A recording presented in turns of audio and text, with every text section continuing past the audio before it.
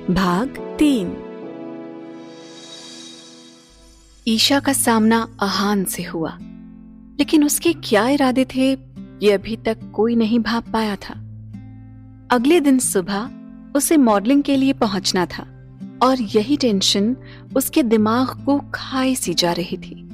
ईशा भगवान के सामने बैठी थी और कह रही थी, हे भगवान, मैं जानती हूँ माँ बाप की बात नहीं टालनी चाहिए, लेकिन जब माँ बाप गलत रास्ते पे उतर जाएं, तो औलाद को उन्हें सही गलत का फर्क बताना चाहिए। लेकिन मैं क्या करूं, कैसे बताऊं उन्हें? अपनी दादी के लिए मुझे झुकना पड़ रहा है। भगवान के सामने अपने मन की बातें रख के ईशा स्टूडियो पहुंच चुकी थी। पहले उसका ब्राइडल फेशियल हुआ, फिर उसके हाथों में मेहंदी लगाई गई और उसको फूलों से सजाया गया। फिर उसने रैंप वॉक किया। उसके बाद उसको दुल्हन बनाया गया और अभी उसको स्टेज पे जाना ही था, तभी पता नहीं कहां से आहान आ गया। ओह, आप तो पहले से अपनी शादी के लिए तैयार हैं? ईशा गुस्से में देखते हुए बोली, ये क्या कह रहे हैं आप?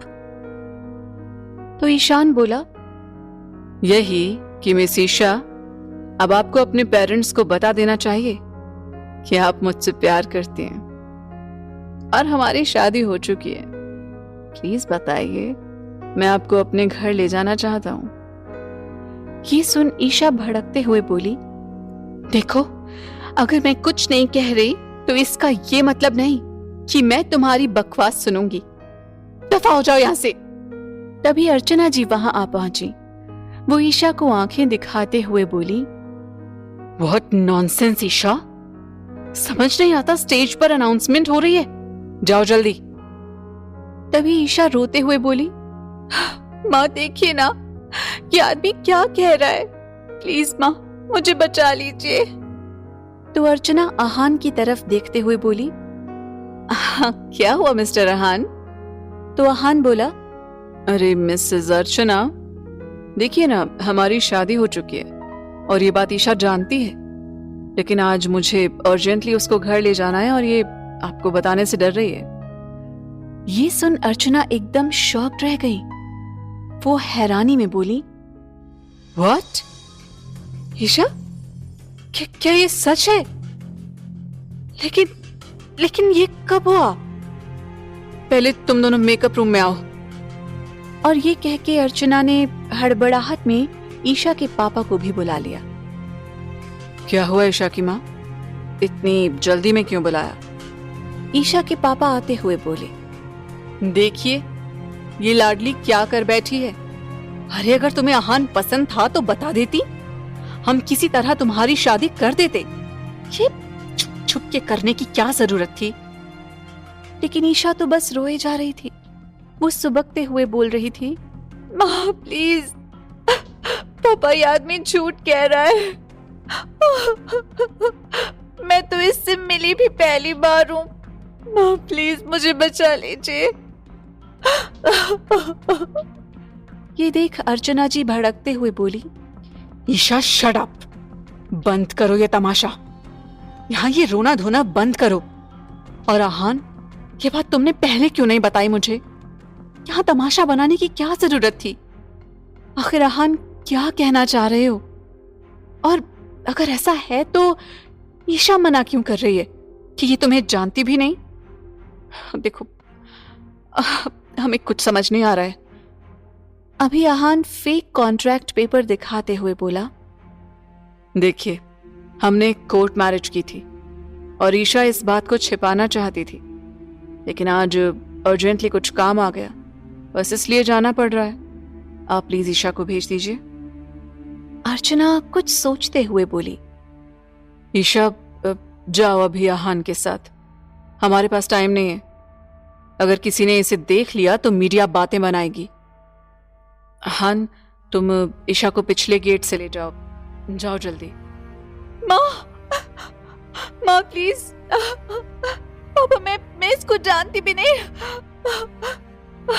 मत भेजो इसके साथ मुझे, माँ, पापा प्लीज देखो ना। माँ, पापा, माँ। ईशा रो रही थी पर कोई उसकी सुनने वाला नहीं था।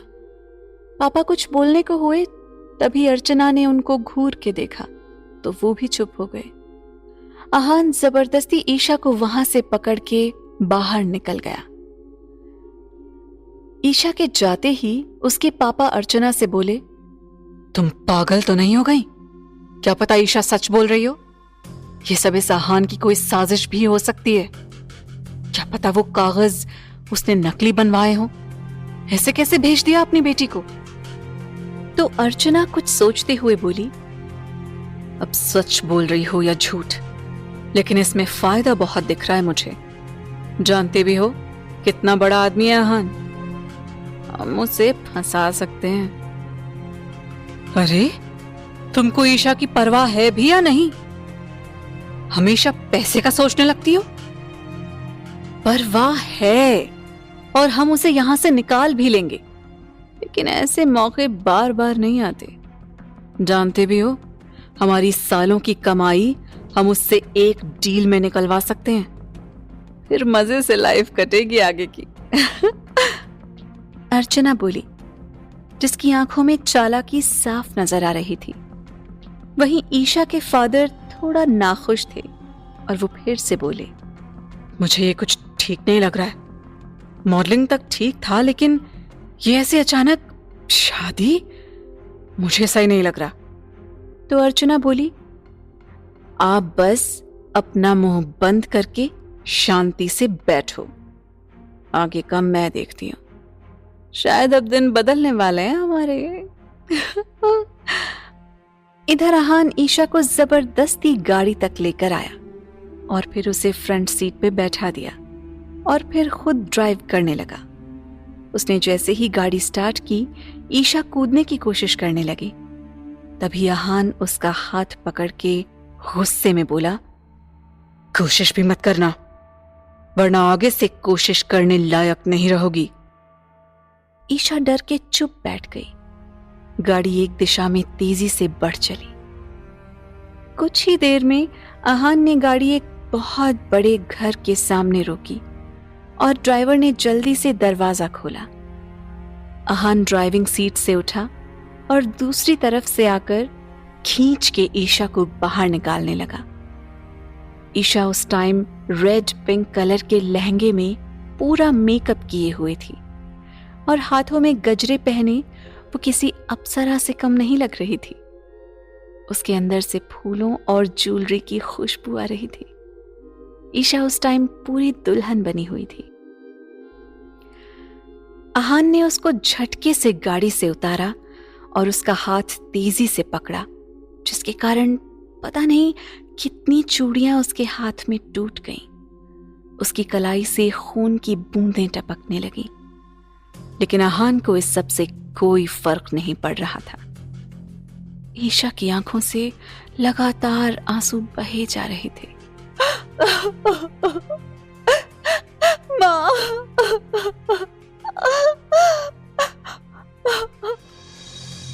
आखिर क्या साजिश है आहान की? क्या ईशा किसी बड़ी मुसीबत में फंस चुकी है? जानने के लिए सुनिए अगला एपिसोड।